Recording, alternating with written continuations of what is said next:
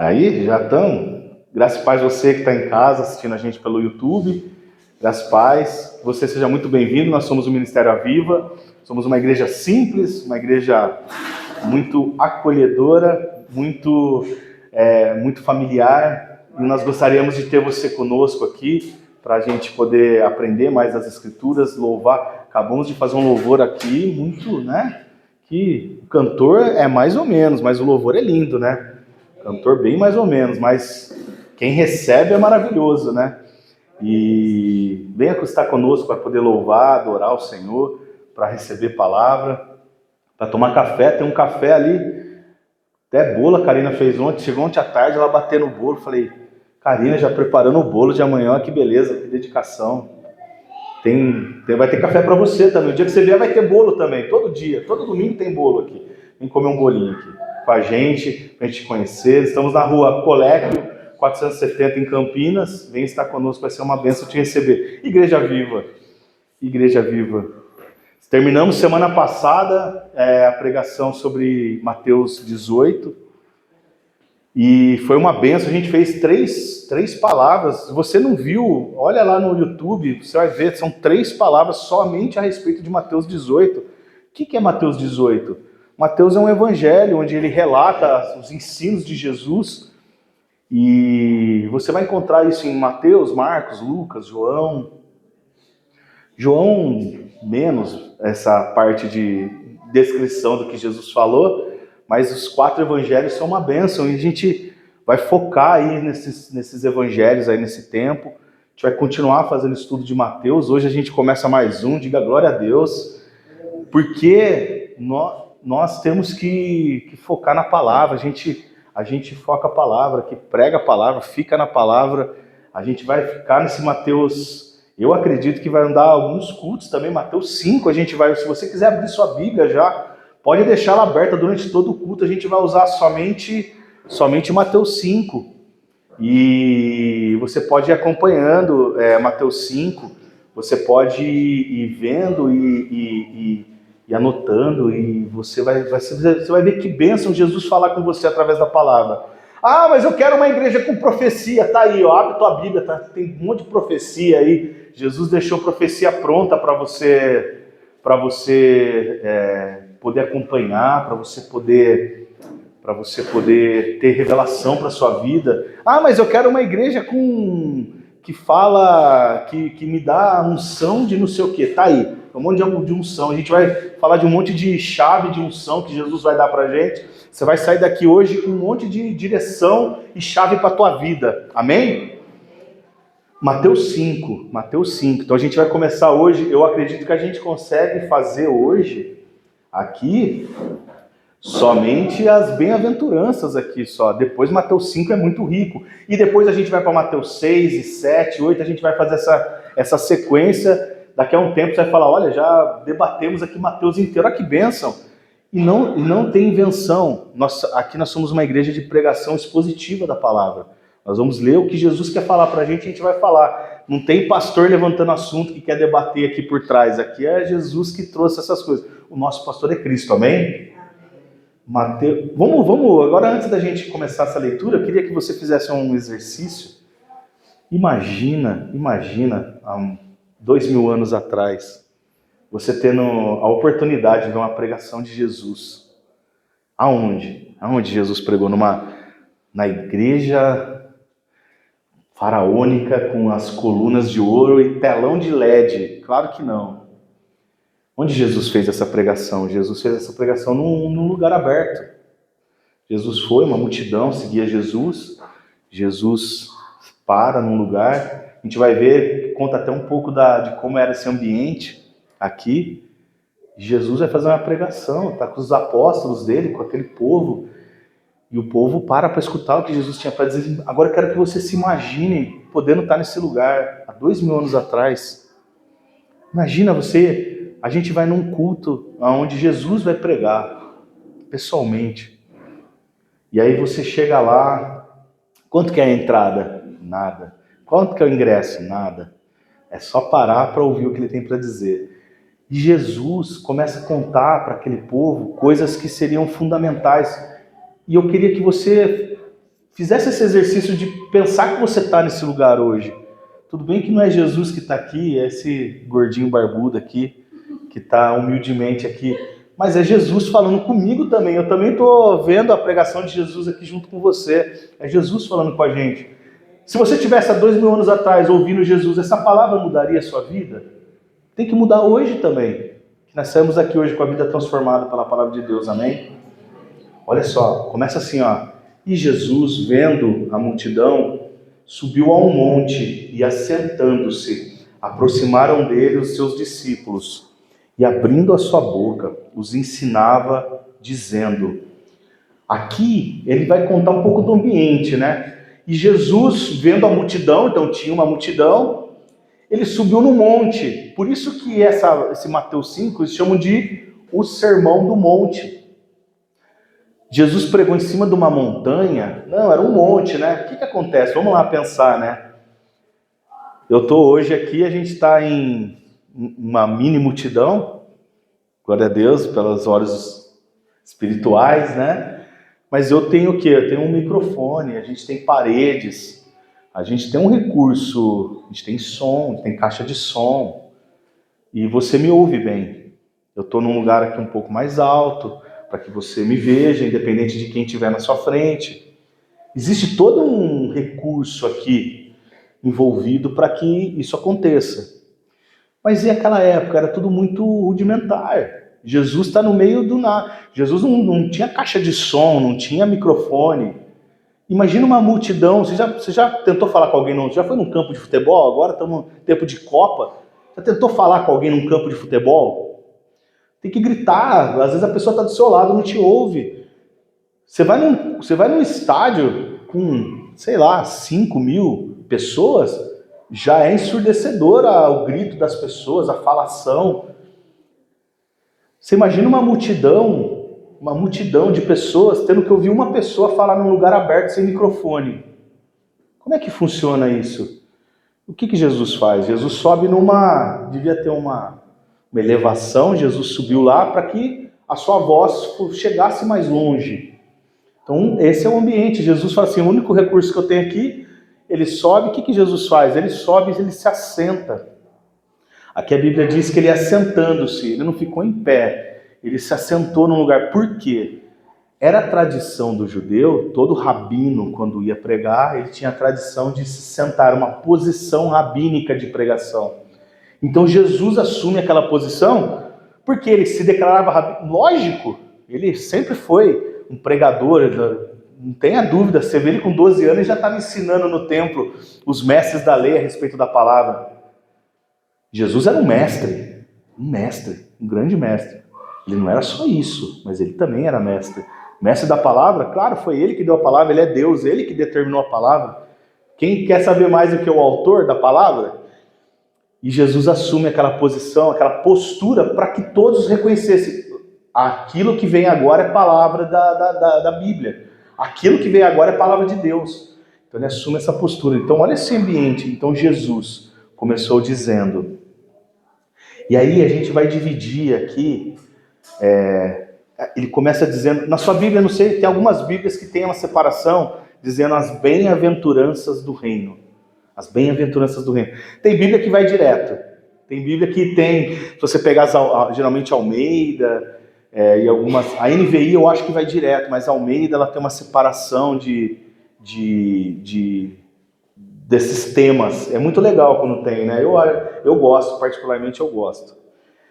E aí Jesus começa esse ensino que nas Bíblias está escrito, mas nós conhecemos como as bem-aventuranças do reino. E muitas vezes a gente não usa muito esse termo, né? Bem-aventuranças. A gente não usa muito, não é um termo muito usual nosso, né? Bem-aventuranças.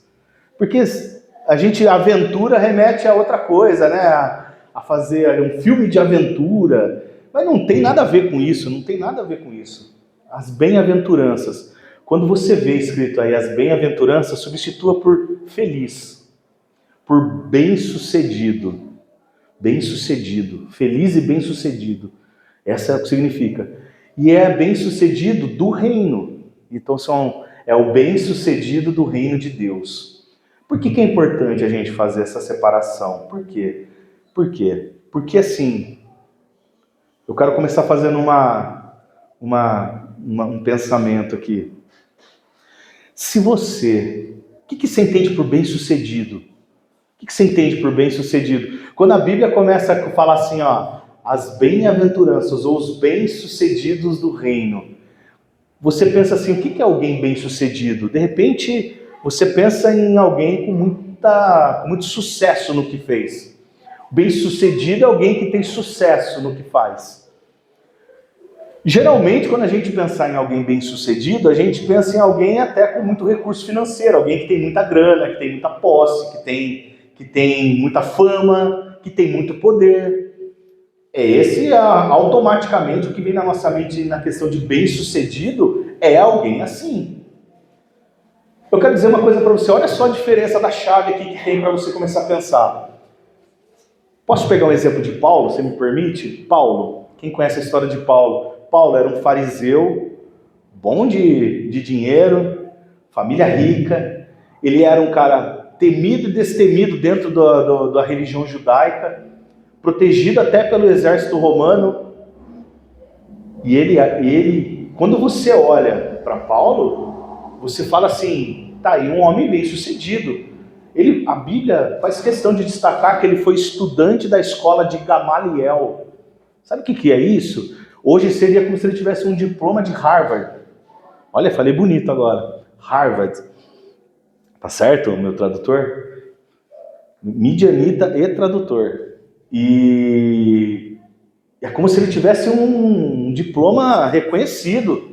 É como se ele tivesse um diploma de gabarito, que gabaritasse ele. Só quem tinha muita posse podia fazer estudar aos pés de Gamaliel, que era um mestre super reconhecido. Então Paulo, na visão humana, ele era um cara bem sucedido. Aí Paulo abre mão de tudo isso. Paulo abre mão de tudo isso para ser perseguido. Tem uma cena que ele vai pregar numa sinagoga, o pessoal não gosta da palavra que ele deu, e ele pregava o quê? Sobre ele? Não, ele pregava a Bíblia, igual eu estou fazendo aqui.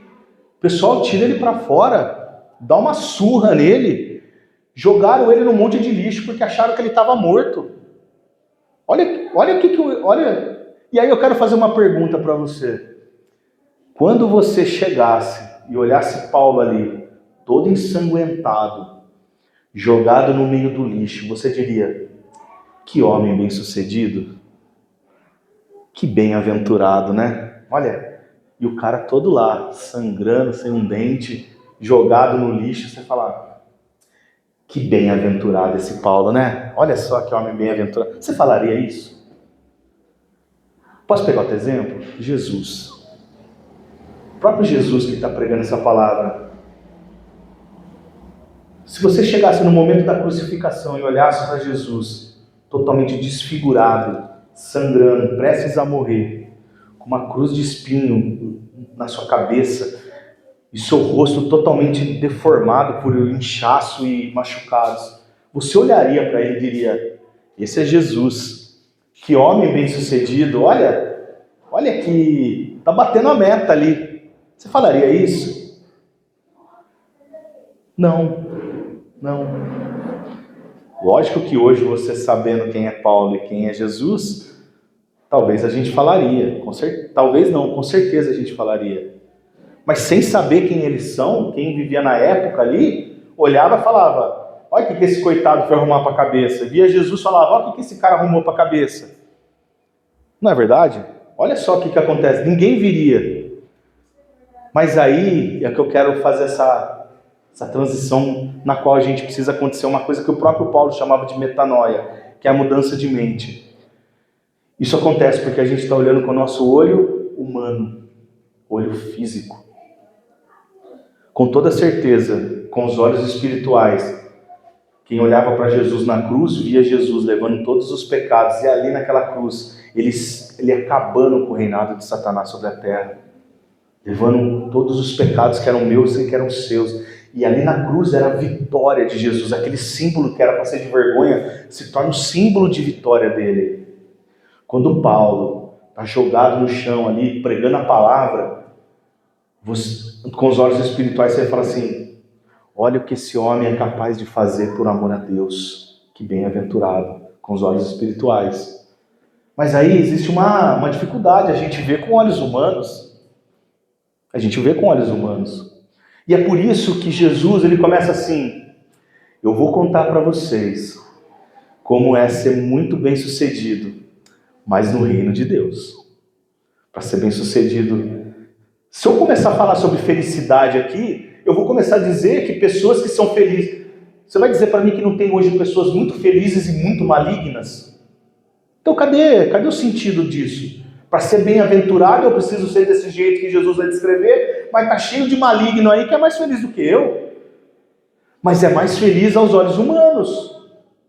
Porque se você olhar com os olhos da eternidade, você vai falar: pobre coitado. E talvez o outro que você olha e veja como um coitadinho, você olha e você fala assim: coitadinho daquele... Sabe aquelas pessoas que você não tem nem... Você não vê valor na pessoa, porque você tem uma mente limitada e um olhar humano. De repente Deus olha para aquela pessoa e fala assim: esse aqui é o maior que está entre vocês, esse aqui é o maior entre vocês. A gente tem aprendido isso. Jesus vem trazendo isso aqui. Jesus vai trazer... É importante que você entenda isso. Bem-aventurado no reino. Amém? Bem-aventurado no reino.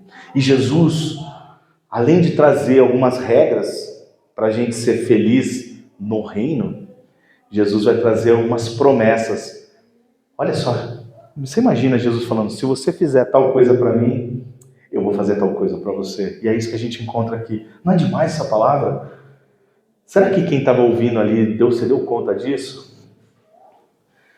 Olha só, começa assim: bem-aventurados, versículo 3, os pobres em espírito, porque deles é o reino dos céus. E aí começa já o primeiro negócio. Jesus começa a pregar, você fala assim: Jesus vai falar algo que vai ressignificar muita coisa, e vai mesmo. Mas Jesus, imagina aquele povo, quando Jesus começa assim: bem-aventurados os pobres em espírito, porque deles é o reino dos céus. Como assim? Pobre de espírito. Você já chamou alguém de pobre de espírito? Ah, fulano é pobre de espírito. Ah, é difícil ficar lá. É uma pobreza de espírito, não dá nem para ficar perto. Você já chamou alguém assim? Aí Jesus está falando: bem-sucedido é quem é pobre de espírito. É isso que Jesus está dizendo? Alguém que é miserável? Não. Jesus está dizendo assim: aquele que é bobinho, não sabe nada, que não se envolve com nada, aquele é feliz. É isso que Jesus está dizendo? Claro que não. O que Jesus está dizendo? O que Jesus quer dizer aqui? A gente precisa entender isso. Aqui, pobre de espírito. Vocês lembram que a gente estava estudando Mateus 18? Jesus trouxe uma criança, disse: se você não viu, vê aí nos vídeos anteriores aí. O maior é como se fosse essa criança, porque a criança se deita no colo do pai e diz assim: pai, cuida de mim. Eu não estou preocupado. A gente tratou disso em Mateus 18, Jesus tratando assim: aquele que é como criança no colo do pai. A criança não chega de manhã, acorda cedo e fala: pai, vai ter almoço hoje? Não, ele fala assim: eu não me importa, eu sei que você vai correr e vai providenciar o meu almoço. Vai chegar na hora, eu só vou dizer: estou com fome, e a comida aparece na mesa. Nós devemos ser assim. E Jesus está dizendo: felizes são aqueles que descansam no Senhor. Felizes são aqueles que todo dia acordam de manhã. Se eu te perguntar aqui qual é o maior pecador dessa igreja aqui, você sabe apontar? O certo é você fazer assim, ó: eu.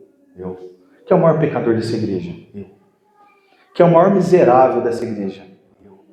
Que é o maior dependente da graça de Jesus? Sou eu. É fácil falar: é aquele, olha lá, aquele ali é isso, aquele ali é aquilo. Mas a partir do momento que você começa a dizer: eu sou miserável, eu preciso, você se tornou um pobre de espírito, alguém que não tem nada, alguém que não merece. Você já viu hoje alguns lugares que as pessoas precisam ter muito título? Então o cara ele quer ser diácono, depois ele quer ser pastor, depois ele quer ser bispo, depois ele quer ser apóstolo, depois ele quer ser querubim, depois ele quer ser magnânimo na terra, depois ele quer ser subdeus, depois ele quer se deixar e vira chefe de Deus. Se deixar, vira.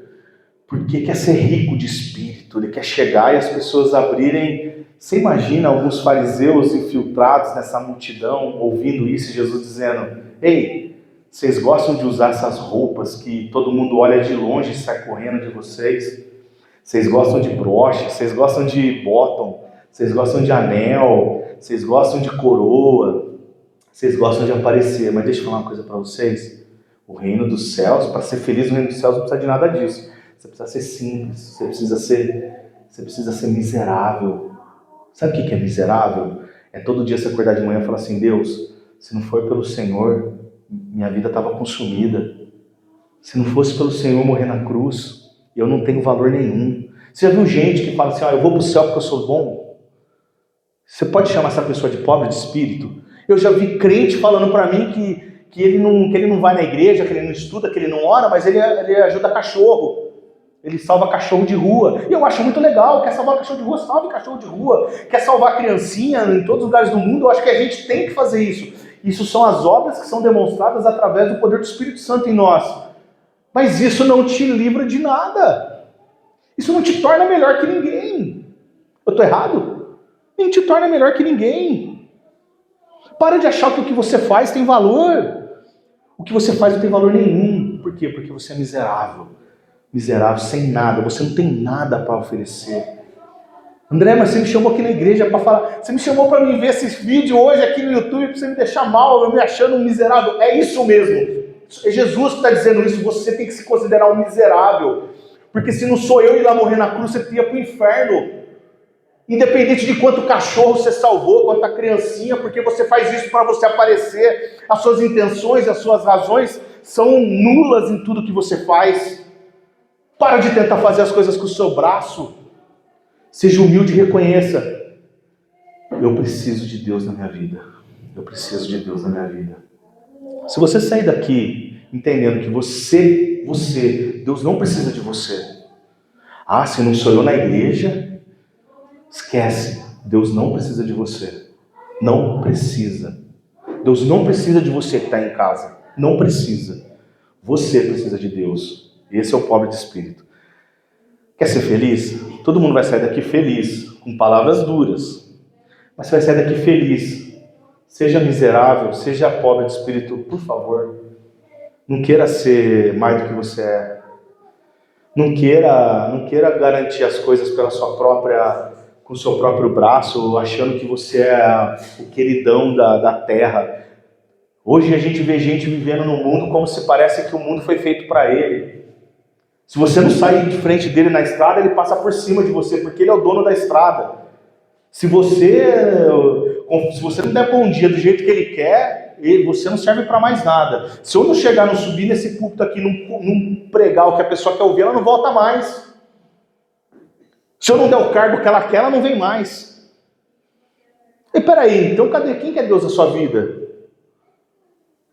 É um dia porque chove? Quanta gente não está aqui hoje porque... Qual que é a maior dificuldade? Porque tem cadeiras vazias aqui e porque os estádios estão lotados? Porque as pessoas deixaram de ser miseráveis e pobres de espírito. Elas dizem: eu não preciso de Deus. Deus me ama do jeito que eu sou. Não caia nessa. Igreja Viva, Deus não ama você do jeito que você é. Deus ama muito você, que é capaz de morrer por você.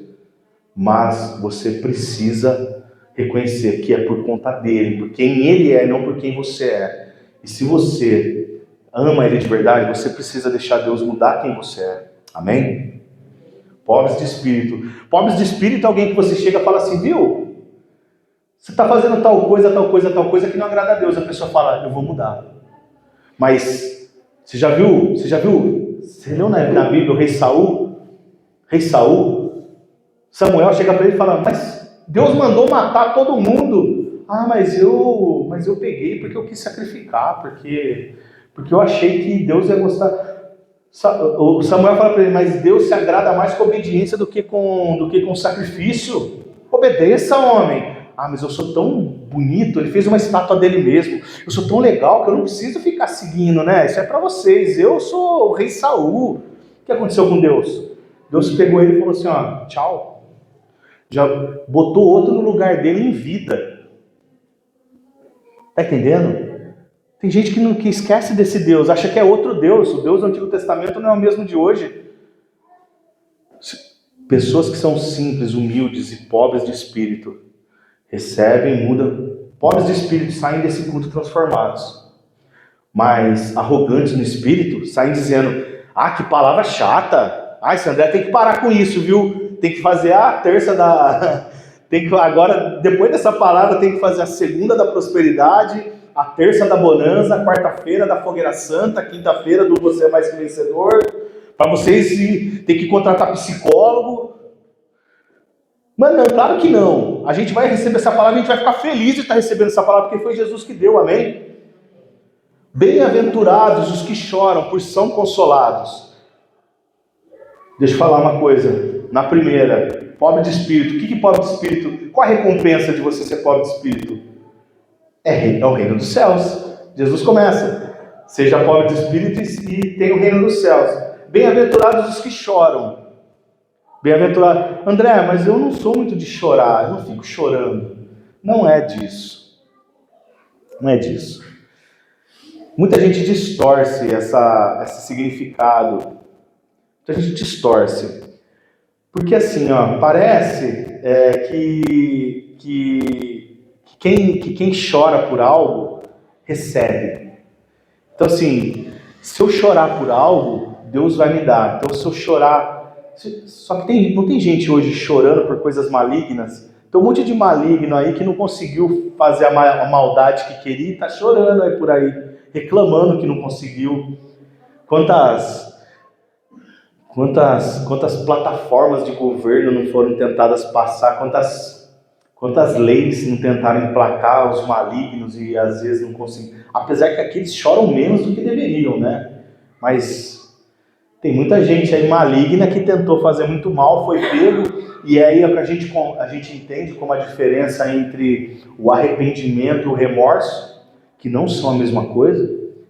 Você chorar de arrependimento é você fazer igual Davi, quando é confrontado por Natã, que fica chorando e orando e aceitando o que Deus tinha para ele, por mais cruel, por mais difícil que foi as coisas que ele passou por conta do seu pecado. Agora, chorar por arrependimento é a mesma coisa de Saul rasgando as vestes, porque Deus já foi falado: a partir de agora eu não quero mais você. Ele só se tocou porque foi pego. Ele não teve um arrependimento, ele teve o quê? Remorso. Remorso do que fez. Eu tenho remorso do que eu fiz. Eu vou chorar de remorso. Ai, por que eu fiz assim? Mas porque foi pego. Se não fosse pego, eu continuava a vida inteira fazendo errado. Ficava a vida toda fazendo errado. Então tem gente chorando. O que Jesus está dizendo aqui? Você precisa chorar mesmo. Por que a gente precisa chorar? Primeiro, hoje, a gente precisa começar a chorar pelas coisas que entristecem a Deus. Tá cheio de... Qual foi a última vez que você chorou por alguém que está indo para o inferno? Qual foi a última vez que você chorou por pactos e por coisas que estão acontecendo aqui na Terra hoje que afrontam a Deus?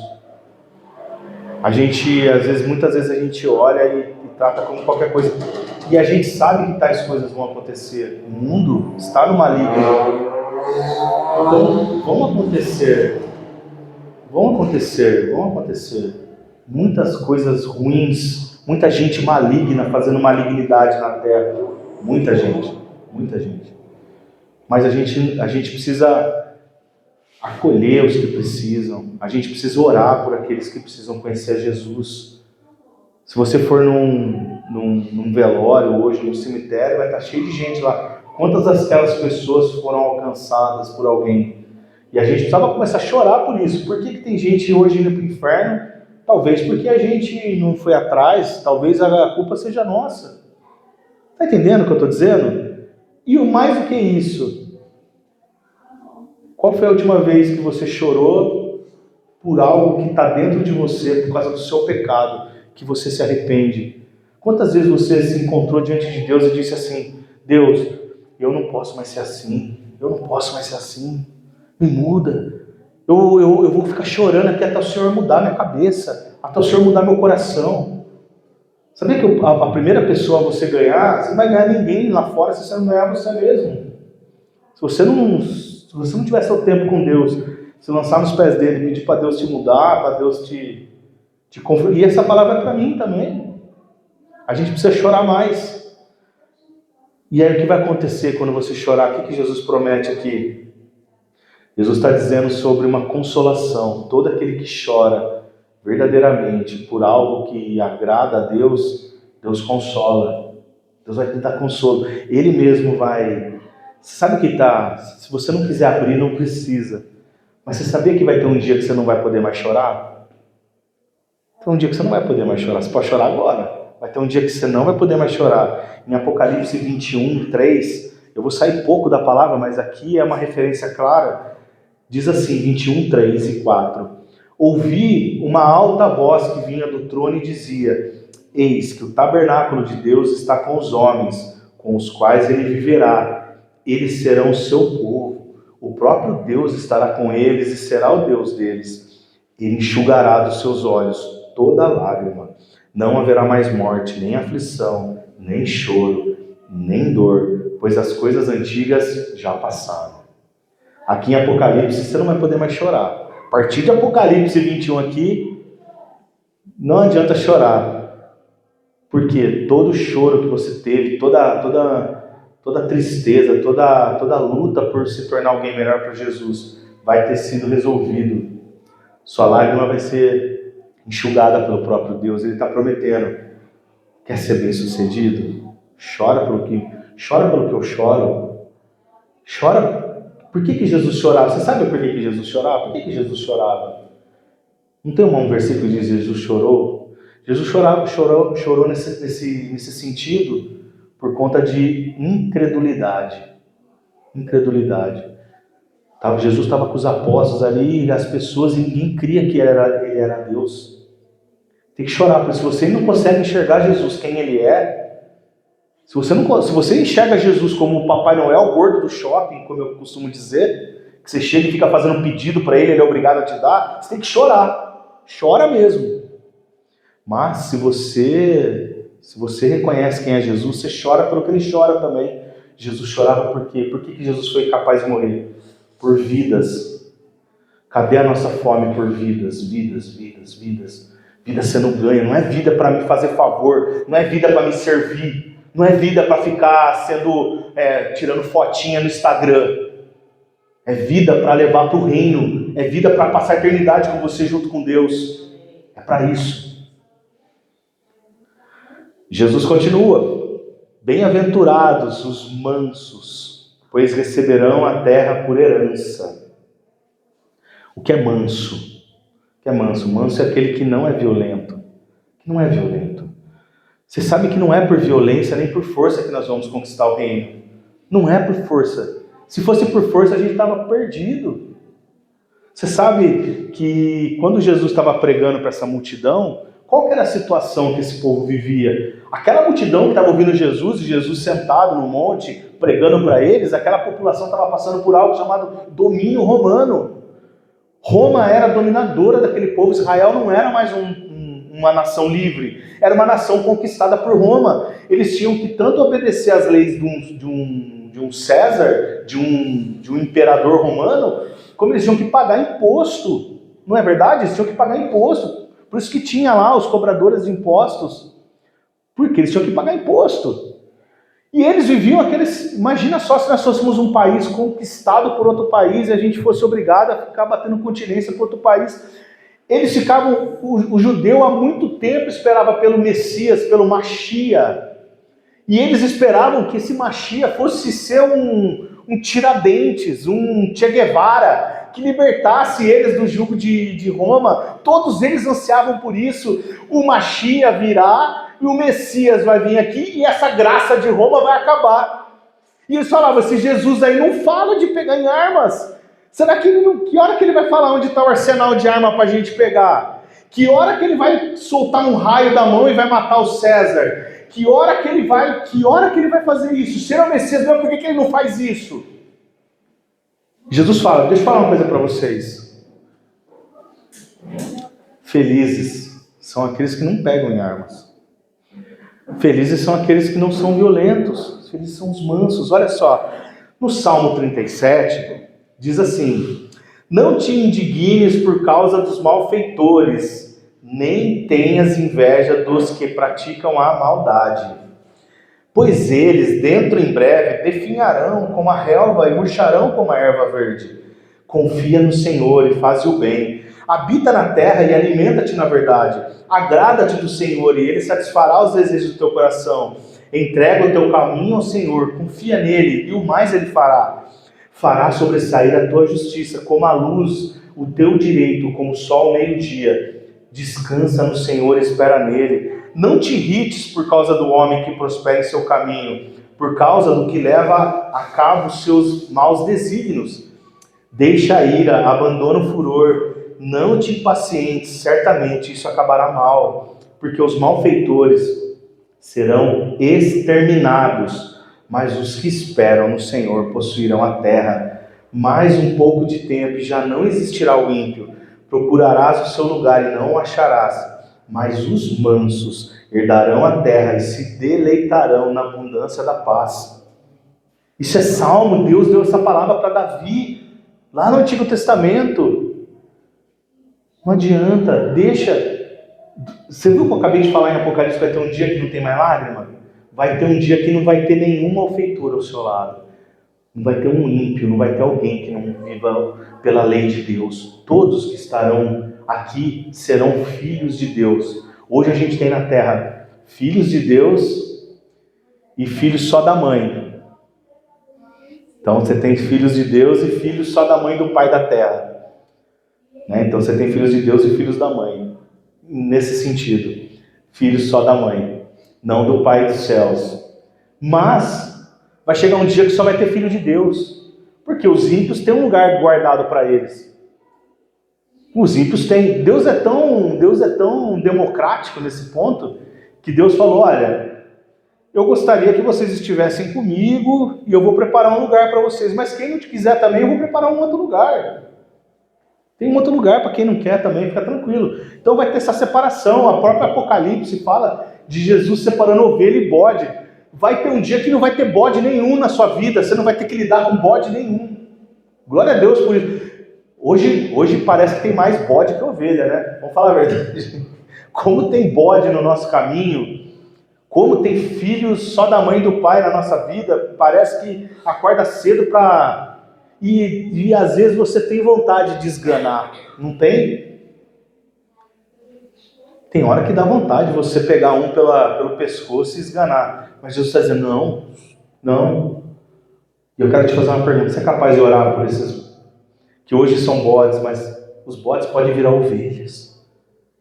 E aí vai do versículo anterior. Você tem que chorar por eles.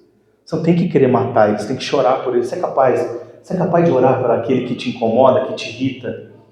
Você é capaz de orar por aqueles malignos? Você é capaz de orar pelo Lula? Ele pode se converter? Claro que pode.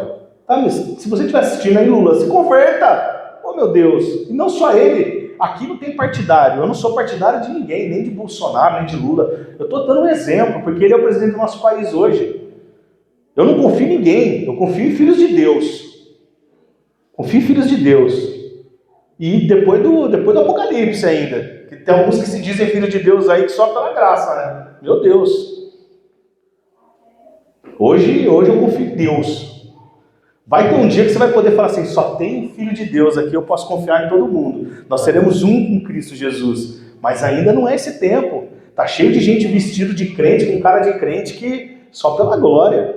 Não é verdade? Que mau testemunho. Mas Jesus está dizendo, não peguem. E se você for alguém manso, que espera no Senhor e confia nele, assim como diz o Salmo, assim Jesus novamente, ele ressalta, receberão a terra por herança. Sabe o que é uma herança? Herança é um título, você tem parte.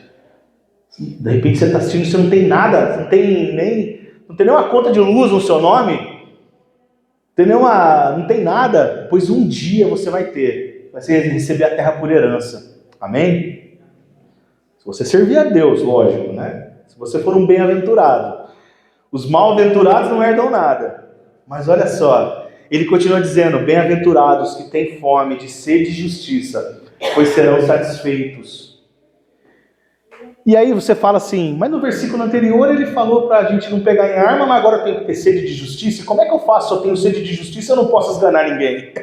Jesus está dizendo, você não pode esganar ninguém, mas você tem que ter sede de justiça, você não pode ver as coisas erradas e achar normal. Você não pode continuar vivendo a sua... Você já percebeu como a gente vive hoje num mundo onde foi normalizado o errado? O que Deus abomina as pessoas... Tem pastores, tem homens que se declaram homem de Deus e fala que, olha, isso aí mudou, viu? Porque o tempo mudou. A Bíblia, tem cara que chega a dizer que a Bíblia precisa ser atualizada. Como se Deus fosse um ser que ficou antiquado. Como se Deus tivesse com o tempo, olha, Deus que se renove, viu? Deus que se modernize, porque o mundo hoje... o mundo não aceita mais esse tipo de pensamento. Se Deus hoje fosse num podcast, talvez ele fosse cancelado. Eu estou mentindo? Deus ia falar, eu acho o que Deus achava. Entende uma coisa, Deus, ele não está em evolução como nós. Eu não sei se a gente está em evolução, né? Porque talvez a gente evolui tecnologicamente, nossos recursos evoluem, mas nós, como humanidade, eu não vejo muita diferença do nosso trato com os demais e com o próximo, diferente do que Sodoma e Gomorra, do que no tempo da Arca de Noé. Não é verdade? Hoje se mata por nada. Hoje ninguém tem valor na vida humana. Se a gente é capaz de dizer, a gente vive uma sociedade doente. Que evolução é essa? Mas tem gente que acha que Deus tinha que estar nesse nível. E glória a Deus porque Deus não está. Glória a Ele porque Ele não muda, Ele é imutável. Ele já é um ser que está no topo. Ele já é completo, pleno. A plenitude de Deus é algo que a gente não consegue alcançar. E tem gente que acha que sabe mais que Deus, que precisa ensinar Deus a ser como Ele é. Se a gente tiver fome e sede de justiça, a gente vai olhar para essas coisas e falar, não, isso desagrada a Deus. Isso está na palavra. Isso Deus abomina. E se Deus abomina, eu também abomino. E se Deus não aceita, eu também não aceito. Mas aí você vai matar o pecador? Não, Jesus falou antes, não mata. Ora por ele, prega a palavra, ensina, mostra exemplo, testemunho. Você está vendo como uma coisa linka com a outra? Jesus está dizendo, você quer ser feliz? Põe seu ministério para funcionar. Para de ficar só vivendo essa vidinha de crente de domingo. Chora por alguém, prega para alguém. Qual a maior justiça dessa terra? A maior justiça que foi feita foi o nosso justificador que fez, que foi morrer na cruz. Você já contou isso para quem? Na sua vida, você já contou isso para quem? Que o maior ato de justiça dessa terra foi feito por Jesus na cruz. Ele é a nossa justiça. Tanto é que ele é o nosso justificador perante Deus. Porque nós não teríamos como ser justificados, mas ele foi e pagou a nossa conta. Então o maior ato de justiça foi Deus que fez. Cadê a sede de justiça? Quando você tem sede de justiça, você fala assim, eu não posso ficar achando normal as pessoas viverem do jeito que elas querem e indo para o inferno. Eu preciso pregar isso. Eu preciso fazer diferença na vida de alguém. Aí Deus vai falar assim, tá vendo? Aquele ali tem sede de justiça, ele quer levar a minha justiça para mais e mais pessoas. Que bênção! É diferente você levar a justiça da condenação, mas a justiça da salvação, da transformação. A gente tem que pregar aqui todo domingo. Você vê aqui, se você vier aqui daqui a 10 anos, eu vou estar pregando Jesus aqui. Lembra algum domingo que eu não preguei Jesus aqui? Jesus a Bíblia é monotemática, eu vou pregar Jesus aqui, porque Jesus é o justificador da nossa vida. Amém? Sede de justiça. E se a gente tiver sede de justiça, o que vai acontecer? Jesus fala, vocês têm sede de justiça? Tem fome de justiça? Tá bom. Vocês serão satisfeitos. Porque vai chegar um dia. Por mais que você hoje, e você que está em casa, está olhando e fala assim, André, você está falando todas essas coisas, mas olha todos esses malfeitores, esses malignos prosperando. Aqui na minha rua tem um cara que é isso, e está muito melhor do que eu. Não pense assim. Você está olhando com o olhar humano.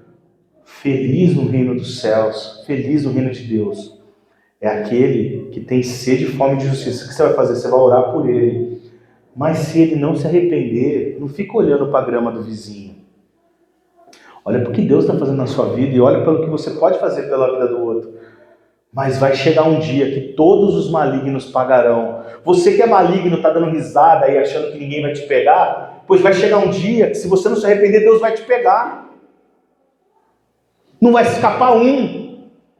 Sabe esses malignos que acham que já espalharam dinheiro para lá, para cá, que eles já têm conchavo com esse, com aquele, que nunca vai dar nada? Não vai dar nada? Pois esquece, vai dar sim.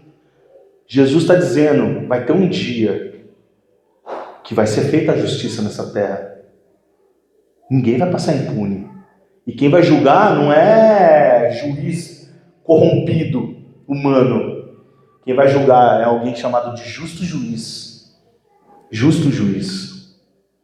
Esse não tem diferença de rico, pobre, negro, branco, mulher, homem, amigo ou não amigo, parente, não parente. Esse não faz distinção. Esse é o justo juiz que vai julgar de acordo com a sua justiça. Amém? Quem tem sede e fome de justiça? Eu tenho pessoas que eu converso que hoje elas ficam indignadas com o que está essa terra, e a gente tem que ficar indignado mesmo. Faz parte a gente ficar indignado, a gente tem que chorar mesmo pelo que a gente vê nessa terra. Mas eu quero dizer que essa sociedade que a gente imagina perfeita não é para agora, mas um dia ela virá. E essa justiça será satisfeita em nós. Amém? E aí, o que acontece? Bem-aventurados, Jesus continua. Você está entendendo como uma coisa está linkada à outra? Bem-aventurados os misericordiosos. Você só vai conseguir fazer tudo isso se você tiver misericórdia. Semana passada nós falamos em Mateus 18 sobre a questão do perdão. Jesus estava tratando a respeito do perdão. Se você quer ser perdoado, você precisa perdoar. E você que foi perdoado de muito, precisa perdoar muito. Então Jesus trouxe, se você quiser, veja os vídeos anteriores. Jesus ele trata do perdão assim, você foi perdoado de uma grande quantia, mas não é capaz de perdoar, então ele traz aquela parábola do credor incompassível, do devedor que não tem compaixão com o outro. Então Jesus nos ensina isso, e aqui ele traz novamente.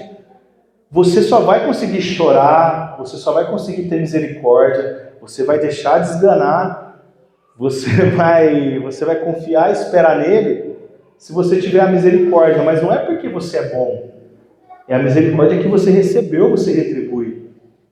Posso falar para você? Às vezes você não consegue ter misericórdia por alguém, mas você recebeu muito mais perdão do que a pessoa que você não perdoa. Então, como que a gente trata isso? Jesus ensinou na oração dele do Pai Nosso: perdoai as nossas ofensas assim como perdoamos a quem nos tem ofendido. Se você não é capaz de perdoar quem está do seu lado, por que você merece perdão de Deus? Então assim, a gente só vai conseguir fazer essas coisas se a gente for misericordioso. Para de declarar que fulano não tem jeito, que ali não vai, que fulano não tem jeito. Para de mandar pessoas para o inferno antes delas irem. Tenha misericórdia, porque um dia talvez você teve na lista desses que não tem jeito e Deus te escolheu. Então ponha pessoas na sua lista aí que você... fulano não tem jeito. Tem sim. Enquanto tem sopro de vida, tem jeito. Não tem mais jeito depois que deitou no paletó de madeira. Aí não tem mais jeito. Mas enquanto a porta não se fecha, a arca está aberta. Amém? Qual é a recompensa de quem é misericordioso? Misericórdia. Perdoai as nossas ofensas, assim como nós perdoamos a quem nos tem ofendido. Perdoa e será perdoado. Liberta, tenha compaixão, e terá compaixão para você. Seja alguém misericordioso. E ele continua: bem-aventurados os puros de coração. Quando o judeu ouvia isso de pureza, a palavra pureza, o judeu ele tinha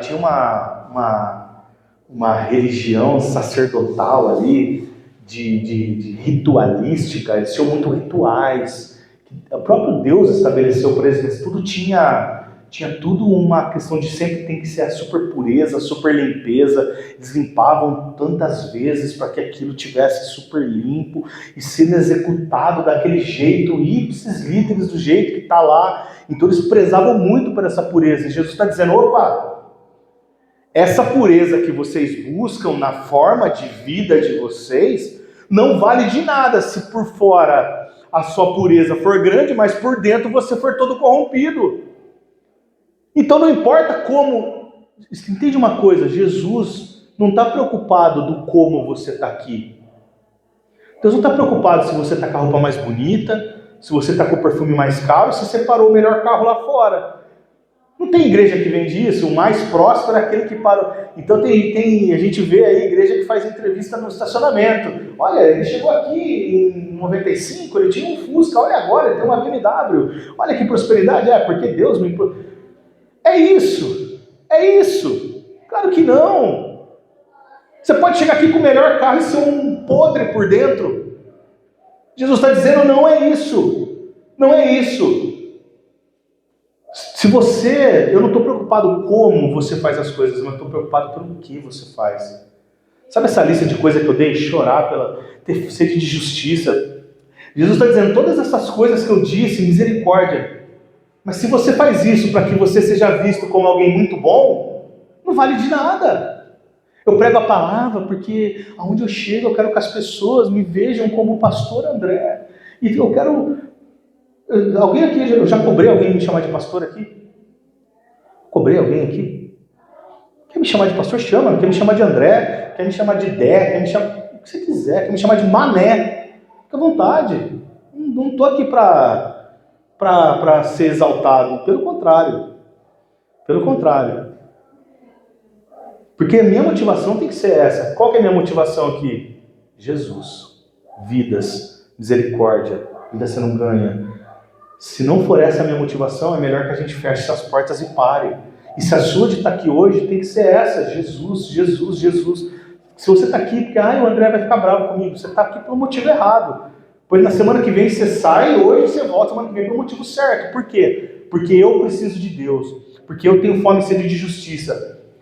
Mas porque eu tenho pureza no coração. Eu estou pela razão certa. Qual que é o motivo certo? É estar por Deus. Por que você ajuda o próximo? Por que você prega a palavra? Por Deus, porque seu irmão, ele merece alcançar a justiça que foi. Sabe por que você alcança seu irmão? Porque você precisa entregar a misericórdia que um dia Deus deu para você. Sabe por que você tem sede e fome de justiça? Não porque você quer ser o bonitão e porque você quer postar e porque você quer ser o bonitão. Você tem sede e fome de justiça porque você sabe que algo que desagrada o coração do seu pai, você não pode ficar feliz com isso. Isso é a pureza de coração. E o que vai acontecer com esses, Jesus fala, se vocês tiverem essa pureza, somente quem tem essa pureza de coração e faz a sua... Quanta gente hoje não usa o título de homem de Deus e prega absurdos, e no fundo você sabe que tudo aquilo que ele prega, a única intenção dele é o favorecimento próprio. Não é verdade? Infelizmente a gente vive isso. Mas quem faz as coisas certas... Então tem gente fazendo as coisas certas pelo motivo errado. Você olha e fala, que bonito. Mas qual a motivação? Aparecer, ganhar like, ganhar dinheiro, ganhar projeção. Mas quem faz as coisas por Deus, quem vive para Deus, quem tem um coração puro e faz porque está refletindo a glória de Deus na sua vida, Jesus fala, quem faz isso, verá a Deus. Você tem noção do tamanho dessa promessa? Aí eu pergunto novamente, será que o pessoal dessa época tinha noção de todas essas promessas? Vocês herdarão a terra, vocês verão a Deus. Tem algum prêmio nessa terra maior do que esse que Jesus está oferecendo? Aqui é 52 mil Mega Sena acumulada, que os homens babam e sonham por isso. É muito mais do que isso. E aí Jesus continua. Bem-aventurados pacificadores, pois serão chamados filhos de Deus. E aí aqui Jesus entrega, vocês não somente verão a Deus, mas uma coisa é eu ir ver Deus e falar assim, tudo bom Deus? Olha que eu estou fazendo aqui uma analogia boba, tá? Eu tenho certeza que se eu ouvisse a Deus, eu ia me jogar no chão e não ia ser dessa maneira, mas eu estou fazendo um exemplo bobo. Mas a pessoa, você chegar diante de Deus e falar assim, Jesus te apresenta assim, tá vendo Deus, esse aqui é o André, tudo bom, prazer. É uma coisa, é a promessa de Deus que eu verei a Deus foi cumprida. Não, Deus está falando, não é isso. Exatamente, não é isso. Deus vai te receber e falar assim, meu filho. Vai te chamar de filho. De filho? Como assim? O Criador do céu e da terra. Sabe aquela pessoa que você olha e você fala assim, aquele lá não tem valor nenhum, ele vai ser chamado de filho do Criador do céu e da terra? Como assim? Como assim? Eu, miserável que eu sou, vou ser chamado de filho de Deus? Sem noção disso, a gente trata isso como qualquer coisa. Eu também sou filho de Deus, me dá um pedaço disso daí. Você trata isso como qualquer coisa, como se fosse um brinde, como se fosse um termo bobo. Filho de Deus. E aqui não é um eufemismo, não. Aqui é você será filho de Deus, com o seu nome numa certidão de nascimento chamado Livro da Vida, com o selo do Cordeiro, do Espírito Santo. Não é qualquer coisa, e a gente trata isso como qualquer coisa. Se você for um pacificador nessa terra, pacificador, o que é o pacificador? Aquele que leva a paz, aonde você chega, a paz de Deus reina naquele lugar. Você já viu gente que chega perto de você, parece que tira sua brisa, parece que o tempo começa a nublar. Tem gente que parece que onde vai a nuvem negra acompanha e é problema. Só que é problema, a pessoa só encosta em você para falar de problema. Parece que você tem vontade de falar assim, cara, tomara que eu não veja mais esse ano, porque eu não suporto. E eu não estou dizendo aqui que você não deva contar problema para mim, mas sua vida não pode. Você tem que ter paz na sua vida, mesmo diante dos problemas. Problemas todos nós temos. Todos nós teremos. Esses problemas que você tem hoje, amanhã, se você resolver todos os problemas que você tem hoje, amanhã aparece novo para você, um novinho para você abrir lá e, ai, que delícia! Não deu nem tempo de ficar sem, já veio outro. Mas a vida é assim. Jesus falou, eis que no mundo tereis aflições. Já viu gente que quando chega perto de você, só chega perto de você para falar mal do outro? Agora, tem pessoas que são aquelas que vão dizer para você, fique em paz. Eu sei que esse problema seu é assim, mas Deus vai resolver. E se Deus não resolver, Deus é Deus. Fique em paz. Não. Fulano falou isso para você, mas talvez não foi o que ele quis dizer. Vamos lá, você quer que eu converse com ele? Vocês precisam se acertar. Esse é o que a gente espera. Agora, quantas pessoas que se dizem pessoas de Deus, fofoqueiras, você conhece? Que fala mal do outro, que bota um contra o outro. Quanta gente que sempre está mal. Se você é uma pessoa que a sua vida é uma tristeza, é um carro desgovernado, por que alguém vai querer subir no teu carro e vai querer conhecer esse teu Deus? Você só conta desgraça. Ninguém serve para você, todo mundo é ruim. Ninguém é bom para você. Cadê sua misericórdia? O que você demonstra na tua vida? Você demonstra misericórdia ou você demonstra que você é alguém que tem uma régua lá em cima? Talvez a sua régua seja maior que a de Deus para julgar alguém. E aí, conforme você perdoou, você vai ser perdoado. Você vai ser perdoado do quê? De nada. Porque sua régua é muito alta. Você não perdoa ninguém. Que tipo de pacificador vai ser você? Mas aqueles que são pacificadores serão chamados de filhos de Deus. E aí, para encerrar, Jesus, ele faz aqui, está separado em 2 ou 3 versículos, mas faz parte da mesma bem-aventurança. Jesus fala, bem-aventurados os perseguidos por causa da justiça, pois deles é o reino dos céus. Ele já havia prometido o reino dos céus para os bem-aventurados, mas aqueles perseguidos por causa da justiça. No 11 ele diz assim, bem-aventurados serão vocês, quando por minha causa os insultarem e os perseguirem, e mentindo disserem todo tipo de mal contra vocês. Alegrem-se e regozijem-se, porque grande é a sua recompensa nos céus, pois da mesma forma perseguiram os profetas que viveram antes de vocês. Jesus está dizendo, os felizes dessa terra sabem que serão perseguidos por causa de mim. E Jesus já havia dito, quando eles não odeiam vocês, eles odeiam vocês porque eles me odeiam. E quando eles odeiam vocês, eles estão odiando a mim. E quando eles odeiam a mim, eles odeiam o Pai.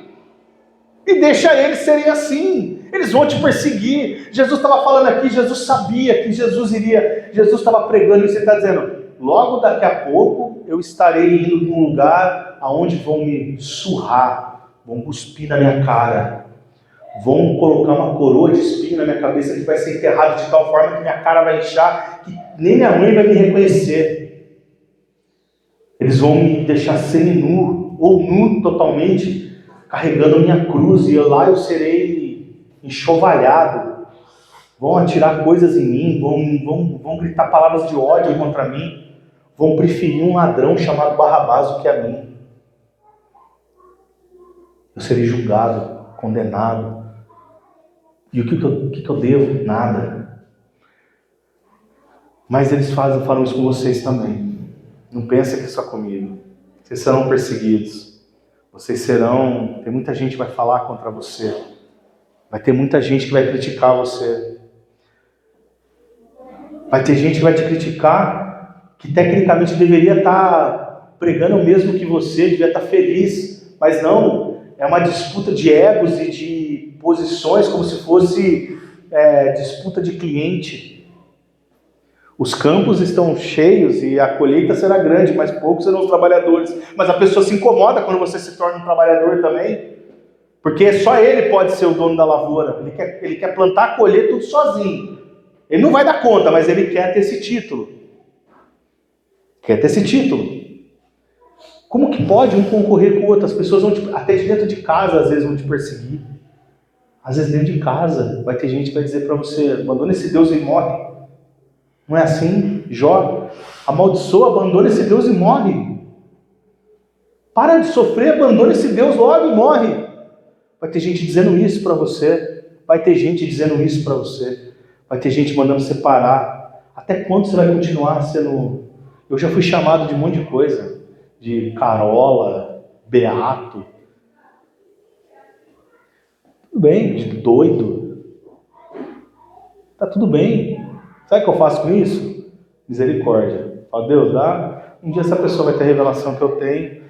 Alguns que já me falaram, já vieram me procurar pedindo apoio. Tá tudo bem, minha porta está aberta. Eu vou abraçar, botar um anel no dedo e mandar assar um cordeiro. A alegria do Senhor quando alguém se reconcilia com Deus tem que ser a mesma em nós do que em Deus, não é verdade? E a gente segue.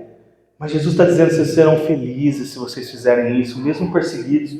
Jesus estava pregando aqui também, sabia que ia para a cruz, mas ele sabia que a igreja seria perseguida. Você sabe que anos depois a igreja foi perseguida. A gente vê a igreja, você sabe, os cristãos eram queimados nas esquinas em Roma, passava óleo e acendia, chamava lanterna cristã. Eles jogavam as famílias naquele coliseu para leões comerem. Nega seu Deus ou seja comido por leões. A igreja foi perseguida.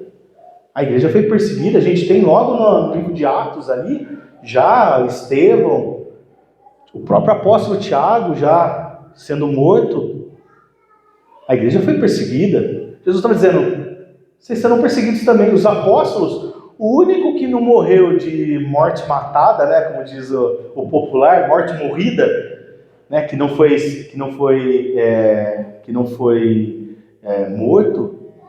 morto, foi o apóstolo João. Mas ele morreu exilado e preso numa ilha de Patmos. Então ele também não teve uma vida mansa. Foi o único. Os outros todos foram condenados e mortos pelo Estado. Todos. Jesus estava dizendo para aqueles homens, dizendo assim, vocês também, da mesma forma que eu fui derramado, vocês também serão. Mas está tudo bem, Jesus está dizendo, está tudo bem. Daí, O apóstolo Paulo é capaz de dizer, para mim morrer é lucro. Para mim morrer é lucro. Hoje para mim morrer é lucro. O apóstolo Paulo já nem via essa vida como algo que lhe importava. Não via mais. Será que nós hoje damos mais valor na nossa vida? Será que ao invés de você receber uma palavra que se tiver uma dor de cabelo, você deixa de vir? Se tiver uma unha torta, você acordou que a sua unha está torta, você fala, não vou receber a palavra de Deus hoje, não estou bom, não estou bem, magoado, tristinho. Até quando a gente vai, falaram tão mal de mim, não vou mais lá, fulano não me deu bom dia. Olha só quantas coisas se a gente deixar mais, se a gente entender, o mundo vai perseguir a gente, vai ter dia que vai estar difícil, vai ter dia que a verba é pouca, vai ter dia que o recurso é pouco, vai ter dia que até a disposição é pouca, mas a gente se reveste e fala assim, o mundo me persegue, mas eu vou continuar firme e indesistível. Podem falar o que quiser de mim, mas eu não desisto. Jesus está dizendo, se você não desistir, eu vou comparar vocês aos profetas que vieram. Jesus está dizendo, o André, fica firme aí, sabe o que vai acontecer? Eu vou colocar você na mesma lista de Paulo, dos profetas que vieram antes, de Elias. Você vai estar nesse negócio aí, você também que está me ouvindo, e você que está em casa, tem que fazer parte desses homens e mulheres que fizeram algo no reino de Deus, foram perseguidos, mas não desistiram e continuaram, e eu vou listar vocês, na hora que eu começar a fazer a chamada dessas pessoas, você vai estar lá, seu nome.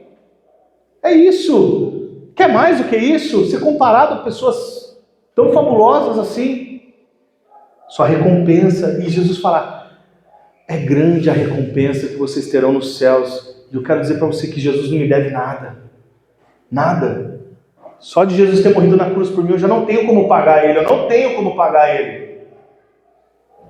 Não tenho. Jesus não me deve nada, pelo contrário. Não há nada que eu faça que eu possa indenizar Jesus de alguma maneira. Mas mesmo assim Ele fala assim, continua firme. Porque grande, não é o meu grande. O meu grande é muito pequeno perto do grande de Criador dos céus e da terra. Grande a recompensa para vocês. Você entendeu a quantidade de promessa que tem para a gente? Tem como não ser bem-aventurado, tem como não ser feliz, herdando o reino dos céus, recebendo a terra por herança, sendo chamado de filho de Deus, tendo as lágrimas enxugadas e consoladas pelo próprio Deus, tendo a nossa sede de justiça, onde Deus, olha a quantidade de promessa que tem aqui. Mas para isso a gente precisa parar de viver uma religião de qualquer coisa. A gente precisa voltar a ter a pureza no coração e está aqui pelo motivo certo. E a gente precisa trabalhar para que mais pessoas sejam aqui. Para você ficar rico, tá doido? Eu quero ficar rico lá onde é grande a recompensa, não aqui. De verdade. Eu quero ver, eu vejo essas cadeiras, algumas cadeiras que estão vazias aqui, minha preocupação não é em arrecadação, minha preocupação é, será que tem alguém que está indo para o inferno que devia estar aqui?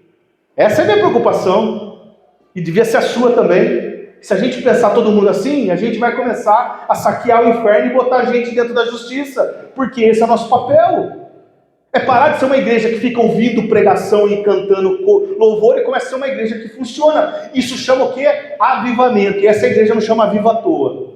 Que vem avivamento para o teu coração e para a tua vida. Amém? Fica de pé no teu lugar, vamos orar? Vamos orar? E você que está em casa, traga o avivamento de Jesus para a tua vida. Para de viver essa religiosidade vazia. Eu não sou o único que prega isso, mas busque. Você precisa buscar a igreja mais perto da sua Bíblia.